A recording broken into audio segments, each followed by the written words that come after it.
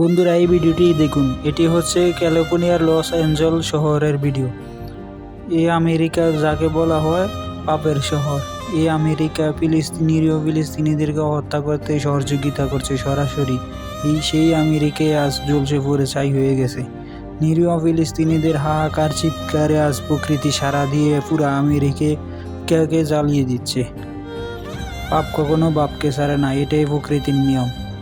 আল্লাহ ছাড় দেয়, কখনো ছেড়ে দেয় না। ভিডিওটি ভালো লাগলে একটি শেয়ার করে দিন।